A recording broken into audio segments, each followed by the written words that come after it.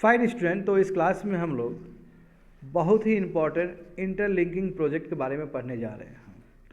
River interlinking project, और ये जो प्रोजेक्ट है ये केन बेतवा का प्रोजेक्ट है। ये बहुत साल पहले ही हुआ था, कॉन्टेम्पलेट हुआ था, अब ये होने जा रहा है। अब इसको इम्प्लीमेंट किया जाएगा। इससे फ़ायदा क्या होगा कि जो बुंदेलखंड एरिया है जहाँ बहुत पानी का कमी है वहाँ पानी का पूर्ति हो पाएगा, चाहे ड्रिंकिंग वाटर हो चाहे इरिगेशन पर्पज़ से हो। मैटर ऑफ कंसर्न ये है कि जो बीच में पन्ना टाइगर रिजर्व जो आता है वो कहीं ना कहीं सबमर्ज हो जाएगा, कहीं ना कहीं वो डूब जाएगा। वही पन्ना टाइगर रिजर्व जो कि कुछ साल पहले तक एक भी टाइगर नहीं था, ख़त्म हो गया था, फिर से री इंट्रोड्यूस करवाया गया वहाँ पे टाइगर को। और अभी देखोगे तो टाइगर का संख्या अच्छा खासा, लगभग तुमको 70 के आसपास टाइगर तुमको देखने को मिलेगा। तो टाइगर ख़त्म, लुप्त हो गया था। इस बाद में फिर री इंट्रोडक्शन प्रोग्राम के द्वारा यहाँ पे टाइगर को फिर री इंट्रोड्यूस किया गया, पन्ना टाइगर रिजर्व। तो समझें क्या मैटर ऑफ कंसर्न है। इन्वायरमेंटलिस्ट लोग क्यों कह रहे हैं कि इस तरह का प्रोजेक्ट नहीं होना चाहिए, और ये प्रोजेक्ट क्यों इतना लेट हुआ, आगे क्या होने वाला है, सब चीज़ हम लोग समझेंगे इस एडिटोरियल में।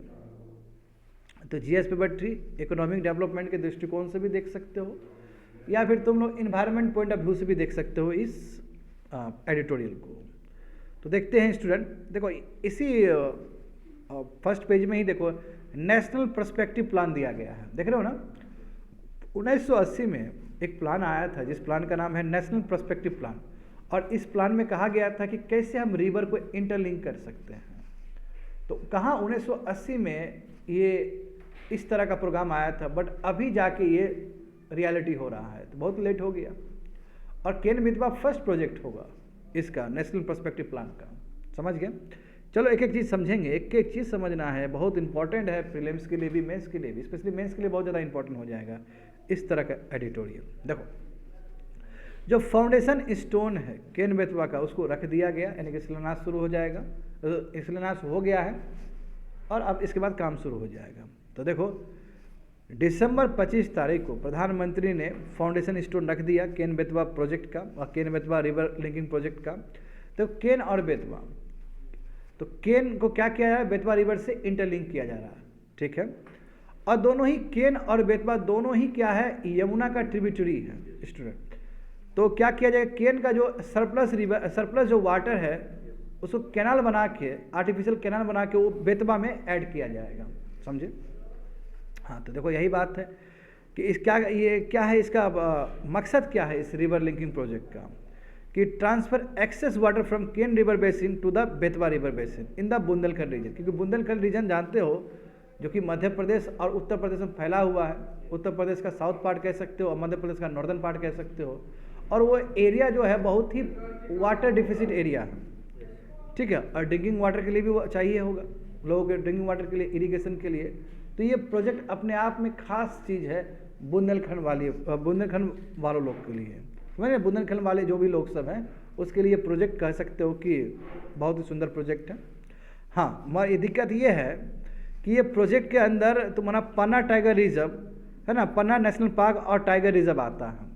तो जाहिर सी बात है बहुत सारे फॉरेस्ट कट होगा, क्योंकि इतना बड़ा प्रोजेक्ट है, फॉरेस्ट कट होगा क्योंकि कैनाल बनाना पड़ेगा।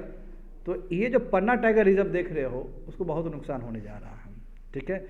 वहाँ पे डैम बनेगा, तो वो डैम बनता है ना, और उस पानी को डायरेक्शन देने के लिए तो धौदम डैम बनेगा जो कि तुम्हारा Ken Betwa river linking project का एक हिस्सा है। और इससे क्या होगा कि बच्चे लोग पन्ना टाइगर रिजर्व बहुत सारा जो एरिया उसका सबमर्ज हो जाएगा, वाटर के अंदर चला जाएगा।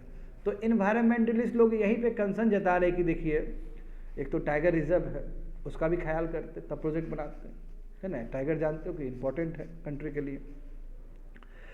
बच्चे लोग देखो ये फिगर देखो, बहुत ही काम का फिगर है ये, है ना। देख सकते हो यहाँ पे कैसे लिंक कैनाल है। फर्स्ट फिगर दिख रहा है तुम लोग को, पन्ना टाइगर रिजर्व दिख रहा होगा, लिंक कैनाल दिख रहा होगा, देखो कैसे वहाँ पे जाके वो ज्वाइन होगा। दोनों ही जो तुमको दिख रहा है दोनों ही क्या है, ट्रिब्यूटरी है, हाँ, यमुना का।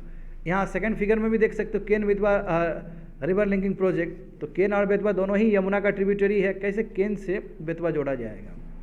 अच्छा, district of surplus water of Ken basin to water division, यानी कि जो भी वाटर अधिक है जिस डिस्ट्रिक्ट में, समझे ना, यानी कि sorry diversion of surplus water of Ken basin, यानी केन बेसिन का जो भी वाटर है उसको डैम बनाकर, धौदम डैम बना के कहाँ पे शिफ्ट किया जाएगा तुम्हारा, जो वाटर डिफिसिट एरिया है बेसिन, बेतवा बेसिन में किया जाएगा। और इससे दिक्कत क्या है कि लॉट ऑफ डिफॉरेस्टेशन है ना, तो पन्ना टाइगर रिजर्व का बहुत सारा डिफॉरेस्टेशन भी होगा, फॉरेस्ट कटेंगे और साथ साथ सबमर्ज भी हो जाएगा। आगे देखो, तो हमें देखो इस बहाना हमें समझना है कि आखिर कब क्या ये अचानक प्लान हो रहा है इस तरह का, तो ऐसा नहीं है। उसके लिए हमें समझना होगा पर्सपेक्टिव प्लान ऑफ 1980, ये नेशनल पर्सपेक्टिव प्लान है 1980 का। तो देखो उस समय मिनिस्ट्री ऑफ इरिगेशन हुआ करता था, अभी कहोगे कि ये मिनिस्ट्री ऑफ जल शक्ति हो गया है, ठीक है, तो लिख लोगे बच्चे लोग जो नोट्स बना रहे हो। 1980 में जो मिनिस्ट्री ऑफ इरिगेशन है उसने ही इस समय प्रपोज किया था कि नेशनल पर्सपेक्टिव प्लान होना चाहिए, समझे, वाटर रिसोर्स डेवलपमेंट के लिए। और इसी में कॉन्सेप्ट आया था कि इंटर बेसिन वाटर ट्रांसफ़र हो सकता है, यानी कि एक रिवर में ज़्यादा पानी है और एक रिवर में कम पानी है, तो ज़रूरत पड़े तो जहाँ पे ज़्यादा पानी है वहाँ से ट्रांसफ़र करके कम वाला पानी वाला नदी में हम उसको कनेक्ट कर सकते हैं, ठीक है। देखो इसमें दो कंपोनेंट्स थे, एक तुम्हारा हिमालयन रिवर्स डेवलपमेंट था और दूसरा तुम्हारा पेनिनसुला रिवर डेवलपमेंट, यानी कि हिमालय का रिवर जोड़ा जाएगा और सेकंड तुम्हारा पेनिनसुला का। तो बच्चे लोग इसमें देखना है तुम लोग को, तो नेशनल वाटर डेवलपमेंट एजेंसी ने 30 रिवर लिंक्स को तैयार किया, 16 तुम्हारा पेनिनसुला कंपोनेंट है और 14 तुम्हारा क्या हिमालयन कंपोनेंट है, समझ गए ना। तो टोटल कितने लिंकिंग प्रोजेक्ट है, 30 लिंकिंग प्रोजेक्ट, 14 क्या है हिमालय का और 16 किसका है, पेनिनसुला का, समझ गए। देखो यहाँ पे समझो, तो सवाल ये है इतना लेट क्यों, जबकि नेशनल पर्सपेक्टिव प्लान तो आया था 1980 में ही और अब जाके फाउंडेशन स्टोन रखा गया 2024, हाँ, इतना लेट क्यों। देखो तो ये जो केन बेतवा वाला जो है ये पेनिनसुला रिवर डेवलपमेंट का है, जो पेनिनसुला रिवर के अंदर कितना 16 है ना, तो उसका ये उसी के अंदर आता है तुम्हारा केन बेतवा लिंक प्रोजेक्ट भी। और पहली बार जो इन्फोसाइज किया गया था 1995 में किया गया था, उसके बाद बहुत स्लो पेस से गया, क्योंकि जानते हो वही इन्वायरमेंटलिस्ट लोग आए, अभी भी उनका आना भी वाजिब है क्योंकि मैटर ऑफ कंसर्न है, अभी भी मैटर ऑफ कंसर्न ही है। पहला जो ब्रेक थ्रू अचीव हुआ था वो अगस्त 25, 2005 में हुआ था, जहाँ पे मनमोहन जी का सरकार था, सेंट्रल गवर्नमेंट और मध्य प्रदेश और उत्तर प्रदेश गवर्नमेंट दोनों सरकार ने MOU साइन किया था, समझे ना, मेमोरेंडम ऑफ अंडरस्टैंडिंग साइन किया था कि किस तरह ये प्रोजेक्ट को एग्जीक्यूट किया जाएगा। उसी प्रोजेक्ट वही है तुम्हारा डिटेल प्रोजेक्ट रिपोर्ट तैयार किया गया था। अच्छा, ट्रिपटाइट एग्रीमेंट होगा सेंटर और 2 स्टेट्स का, और ये मार्च 2021 में हो पाया कि किस तरह इम्प्लीमेंट होगा, और यूनियन कैबिनेट ने भी इसको मंजूरी दे दिया 2021 में, फिर उसके बाद भी रुक गया ये, और उसके लिए लगभग 44 करोड़ रुपया आवंटित किया है यूनियन कैबिनेट ने, सेंट्रल गवर्नमेंट के यूनियन कैबिनेट ने। आया समझ में? तो देखो बीच में कितना बड़ा गैप हो गया, मनमोहन जी के सरकार में ये डिटेल प्रोजेक्ट रिपोर्ट तैयार हो गया, उसके बाद बीच में गैप आ गया, फिर मोदी जी का जो टेन्योर आया सेकेंड टेन्योर में बोलता हूँ, ठीक है, 2019 के बाद, उसमें फिर से ये हुआ, फिर से साइन हुआ तुम्हारा ट्रिपटाइट MOU साइन हुआ सेंटर और 2 स्टेट्स के बीच में, और 2021 में दिसंबर 2021 में यूनियन कैबिनेट ने फाइनली 44,000 करोड़ का वो बजट पास किया। तो थोड़ा देखो यहाँ पे समझो इससे होगा क्या। The project plans to transfer the declared surplus water of Ken river by constructing the Dhaudhan dam बनाना पड़ेगा, समझ गए ना, और 221 किलोमीटर का कैनाल बनेगा, आज इसका देख सकते हो इंक्लूडिंग 2 किलोमीटर टनल भी रहा, कैनाल बनेगा 201 और टनल भी रहेगा, ठीक है, टनल जानते हो ना जो बनाया जाता है, काट के बनाया जाता है, तो 221 किलोमीटर का कैनाल होगा और उसी में तुम्हारा 2 किलोमीटर का टनल भी होगा, ताकि बेतवा रिवर में जो सरप्लस वाटर है केन का वो ट्रांसफ़र किया जा सके, नंबर 1। अब जो बनाया जा रहा है बच्चे लोग, धौधन डैम बनाया जा रहा है, तो कह सकते हो कि वो मल्टी प्रोजेक्ट है, एक तो डैम बना दिए, डैम बनाते हो तो जानते हो डैम का बहुत उपयोग हो सकता है, हाइडल प्रोजेक्ट के रूप में भी यूज़ हो सकता है, फ्लड कंट्रोल के रूप में भी यूज़ हो सकता है, करेक्ट, वाटर को ट्रांसफर करने के लिए भी यूज़ हो सकता है। तो वहीं पे यहाँ बोला कि the project is also expected to, इस प्रोजेक्ट में लगभग 103 मेगावाट का हाइड्रो पावर भी जनरेट होगा और 27 मेगावाट का सोलर पावर भी जनरेट होगा, समझ रहे हो ना। हाँ, और कोशिश यही है कि जो ड्रॉट प्रोन एरिया है, जहाँ बहुत पानी का कमी है, सूखा वाला एरिया है बुंदेलखंड रीजन, वहाँ पे पानी नहीं है, तो कम से कम वहाँ पे लोगों को पानी पहुँच पाए, हाँ, ड्रिंकिंग वाटर पहुँच पाए 4.4 मिलियन पीपल को, हाँ, जो कि 12 डिस्ट्रिक्ट्स में रहते हैं, MP और UP का जोड़ के, MP का 12 डिस्ट्रिक्ट्स, और 2 मिलियन पीपल जो 10 डिस्ट्रिक्ट में रहते हैं उत्तर प्रदेश में, जहाँ पानी कमी है, ये सभी लोग को पहुँच सके। टोटल कितने लोग? 4.4 मिलियन लोग, देखो 4.4 मिलियन लोग है, कितना ज़्यादा है, 44 लाख आबादी को पानी मिलेगा इससे। तो कह सकते हैं कि बहुत मैमोथ टास्क है, बहुत बड़ा टास्क है ये, समझ गए। तो स्प्रेड बिटवीन वही बोला है कि जो मध्य प्रदेश का नॉर्दर्न पार्ट और उत्तर प्रदेश का साउदर्न पार्ट, वहीं पे बुंदेलखंड रीजन, हिली रीजन से वो लगभग 13 डिस्ट्रिक्ट्स दोनों का इंक्लूडेड रहता है। हालांकि 12 डिस्ट्रिक्ट में पानी पहुंचेगा, जो भी डिस्ट्रिक्ट दूसरा वाला डिस्ट्रिक्ट है, समझे ना। कितने डिस्ट्रिक्ट इन्वॉल्व है बुंदेलखंड में, तो 13 डिस्ट्रिक्ट्स है, समझा। और ये डिस्ट्रिक्ट बहुत ही ज़्यादा त्रासदी में है लंबा समय से पानी के वजह से। तो यहाँ पे समझोगे चलो ठीक है, सब कुछ अपने जगह, इन्वायरमेंटल कंसर्न तो है ना। कंसर्न ये है बच्चे लोग कि इसका बहुत ही बुरा असर पड़ेगा पन्ना टाइगर रिजर्व में, सही बात है ना। क्योंकि जब आप इस प्रोजेक्ट को एग्जीक्यूट करेंगे तो लॉट्स ऑफ डिफॉरेस्टेशन होगा, जाहिर सी बात है। और एस्टिमेट कैसा, यानी कि अनुमान लगाया जा रहा है कि ये प्रोजेक्ट जब बनाया जाएगा तो इसमें लगभग बच्चे लोग 2.3 मिलियन ट्रीज काटे जाएंगे, समझ रहे हो ना। 2.3 मिलियन ट्रीज कितना ज़्यादा है, नहीं। हाँ, 23 लाख ट्री काटे जाएंगे। हाँ, 23 लाख ट्री को उगने में, ग्रो होने में कितना वक्त लगता, कितना ह्यूमन एफर्ट लगता, इतना काटे जाएंगे। धौधम डैम जब कंस्ट्रक्शन होगा तो जाहिर सी बात है लोकल इकोलॉजी पूरी तरीके से बदल जाएगा, है ना। ये हो गया। दूसरी, अब देखो वहाँ पे जो ट्राइबल्स लोग रहते होंगे, जो लोग, उसका भी लिविंग स्टाइल चेंज हो जाएगा, लाइवलीहुड बदल जाएगा उसका।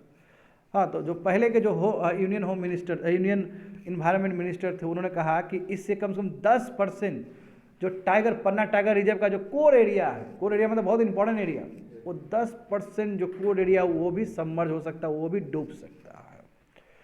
तो क्रिटिक्स ने भी ये कहा है कि आप ये बताइए, जब पिछला सरकार ने ये बोला है तो आपका क्या मत है। और दूसरी बात है कि क्या सच में ही केन में एक्स्ट्रा वाटर है कि जो आप ट्रांसफ़र कर रहे हो। क्योंकि एक रिवर को सर्वाइव करने के लिए मिनिमम इकोलॉजिकल बैलेंस भी चाहिए, मिनिमम वाटर चाहिए ताकि वो फ्लो हो सके और अपना उसका जो भी एक्वेटिक एनिमल्स है वो सर्वाइव कर सके। तो इसलिए यहाँ पे क्रिटिक्स ये भी बोल रहा है कि जो डेटा है सरकार का, क्या ये कंक्लूड कर रहा है कि केन रिवर के पास सच में ही सरप्लस वाटर है। और इस पर क्या है केंद्र सरकार का क्या डेटा है, क्योंकि इससे पहले ये बात आ चुका है कि, क्योंकि इससे पहले किसी ऑफिसर ने कहा था, मैं थोड़ी देर में बताऊँगा, कि केन के पास एक्स्ट्रा वाटर नहीं है। जब केन के पास एक्स्ट्रा वाटर नहीं है ऐसा दावा किया जा रहा है, तो फिर ये प्रोजेक्ट बनाओगे तो फिर तो बर्बाद हो जाएगा इस समय। तो देखो 2005 और 2008 में उस समय का देखो पन्ना कलेक्टर, बिल्कुल यही ऑफिसर है जो कलेक्टर वहाँ के, पन्ना कलेक्टर ने ये लिखा था सेंट्रल गवर्नमेंट को और स्टेट गवर्नमेंट डिपार्टमेंट दोनों को लिखा था और कहा था कि केन रिवर में तो वाटर सरप्लस वाटर है ही नहीं, ये प्रोजेक्ट बनाने से फायदा नहीं होगा। तो यदि कलेक्टर साहब ने उस समय ऐसा लिखा तो इस पर सरकार का अभी का क्या मत है, क्या सच में केन में वाटर है या नहीं है, वो डेटा जारी करे। एंड ये वाजिब सवाल है, वाजिब क्वेरी है, समझ गए ना। और दूसरी बात ये है बच्चे लोग कि देखो इतना आसान नहीं है कि नेचर के साथ खिलवाड़ कर देना, समझ लो ना। एक रिवर जो बनता है वो नेचुरल प्रोसेस से बनता है और उसमें इकोलॉजिकल सर्विस होते हैं। जब आप एक रिवर का पानी को दूसरे रिवर में डालते हो आर्टिफिशियल कैनल से बना के, तो उसका इकोलॉजिकली भी तो बहुत बड़ा असर पड़ सकता है, क्योंकि जब एक वाटर आ रहा है तो वो लॉट्स ऑफ मिनरल्स को लेके आ रहा है ना। इकोसिस्टम को वो नरिश कर रहा है, ग्राउंड वाटर को वो रिचार्ज कर रहा है, बायोडाइवर्सिटी को वो प्रमोट कर रहा है। जो नीचे जो लोग हैं पानी पे डिपेंडेंट है, वो लोग का भी एस्पिरेशन पूरा कर रहा है।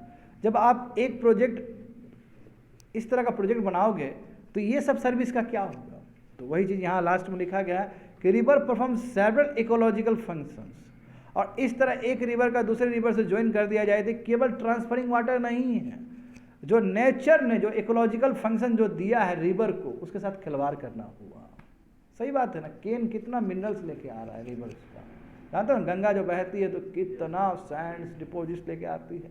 हाँ, जब आप ट्रांसफ़र कर दोगे तो उस चीज़ का क्या होगा जी, समझ रहे हो ना। तो वही लिखा है व्हेन इट फ्लोज, ये मिनरल्स कैरी करते हैं, ये इकोसिस्टम को नरिश करते हैं, ये ग्राउंड वाटर को रिचार्ज करते हैं, ये बायोडाइवर्सिटी को प्रमोट करते हैं। ये डाउन स्ट्रीम में जो पीपल लो रहता है, नीचे जो पीपल रहता है, जो आसपास जो पीपल रहेंगे नीचे स्टेट में, हाँ वो लोग डिपेंडेंट होते हैं इस पानी पे, इस सब का क्या होगा। तो ये भी एक कंसिडर करने वाला चीज़ है, तब जाकर प्रोजेक्ट इंप्लीमेंट होता तो बेटर होता। एनीवे हम ये जानते हैं इस प्रोजेक्ट का प्रोन्स भी उतना ही है, पोज और है ना, एडवांटेज और डिसएडवांटेज दोनों ही है। एडवांटेज ये है कि बुंदेलखंड रीजन जो इतना ड्रॉट प्रोन एरिया रहा है, अब वहाँ पानी मिलेगा, 44 लाख लोग को पानी मिलेगा, कितना डिस्ट्रिक्ट में पानी जाएगा, तो उसका एक पॉजिटिविटी ये भी है। और ये प्रोजेक्ट कोई नया प्रोजेक्ट तो नहीं है, 19 है ना 1980 में ही एक नेशनल प्लान आ चुका था, 1999 95 के आसपास इसका वो भी हो गया, स्टार्ट भी हो गया था। That's it, completed.